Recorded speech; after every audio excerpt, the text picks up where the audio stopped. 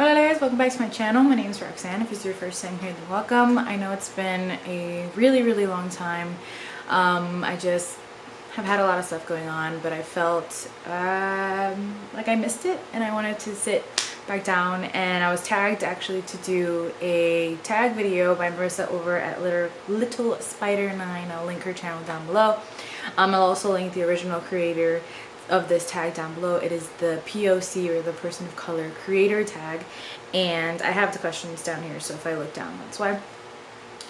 So yeah, I missed it and I didn't really have much else going on, so I thought I would sit down, get the good old camera out, and make something. So here we go.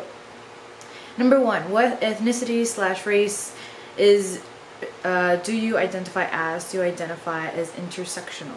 I am a Latina woman. I was born and raised in Puerto Rico. I lived there and then moved to Florida, and my Latinidad, or my Latinx heritage has always been such a pivotal part of who I am. It really informs a lot of my way of thinking and everything like that, and so yeah, that is what I identify as. And so as far as intersectionality, I wanted to define it also. So it's the theoretical framework for understanding how aspects of a person's social and political identities might combine to create unique modes of discrimination and privilege. So I think my Latinidad, my being a woman, obviously informs that, and other parts of my identity that I don't really want to talk about, but that do also affect that. And I try to always be aware of both my privilege and anything about myself that also puts me in a position to possibly be the victim of any sort of discrimination or oppressive behavior. And that's a very difficult thing to cope with. Definitely there are people who have it at a much grander scale than someone like me. I have many privileges that I take advantage of and recognize, but I think, you know, it's always a learning process, and it's difficult and it may make you uncomfortable, but it's something that I think we all have to grapple with. I apologize for the noise, guys. He wants to go pee right now. Number two, tell us something you love about yourself. I love my sense of humor. I think that I'm a pretty easy person to get along with. I mean, it's incredibly easy to make me laugh. I'm literally laughing at anything and everything. So yeah, I think it's just my personality. I am at first very shy, but I think once I warm up to people, I actually then become like much more outgoing. So but yeah, I think I need to be more social, that's for sure. But I think my personality overall, my sense of humor. Number three, how long have you been in the book community? I believe it was since 2015 was when I made my first video. Was that right? No. I had moved out on my own, so it was 2015 or 16, I can't remember right now, but it's been a couple years that I started making YouTube videos, and then sometime after that, I started integrating it into my Instagram, and then my Instagram sort of became mostly books, and that's kind of what I've kept it. Every now and then I will post something that is about family or a vacation or something like that, similar to what I'll do here, or what I used to do here when I would post more. But yeah, a couple years now, at least 4 years. What kind of content do you create? So I create bookish content. I used to do a lot of wrap-ups, a lot of reading vlogs, but every now and then, like I said, I will integrate something more personal. So if I go on a vacation or something like that, I will post that as well. I like to film clips and things like that when I go on vacation, and I then like to make a little video of it. I think it makes for a nice memory to have later on when you're just looking back.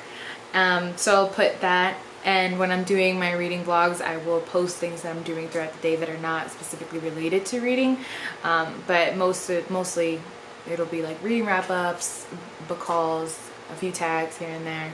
And then on Instagram, it's mostly the book that I'm currently reading, or if there's something going on that I feel makes me want to highlight a specific book, then I will post that as well.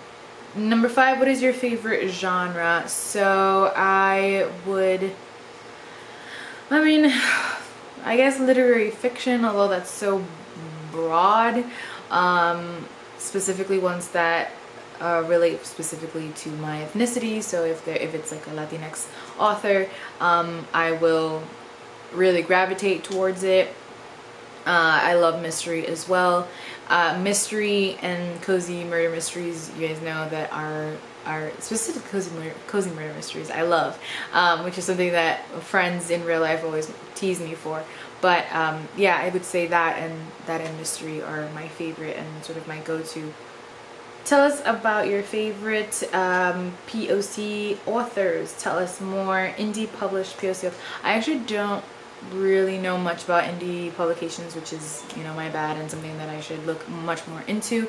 As far as my favorite authors of color, they are mostly women, just because we mostly read women.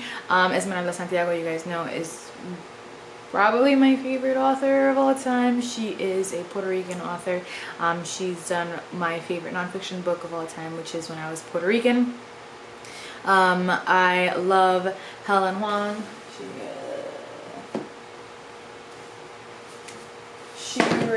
She writes romance. I love her. I love Roxane Gay so much. I have read An Untamed State, which is a novel that she wrote, and I actually think, no, that was my second book by her. First was Bad Feminist. And I love her. I love everything that I have ever read of hers, and I will continue to read everything of hers. Elizabeth Acevedo, I love. She is an Afro-Latina Dominican, New York, Dominican, Afro-Latina author.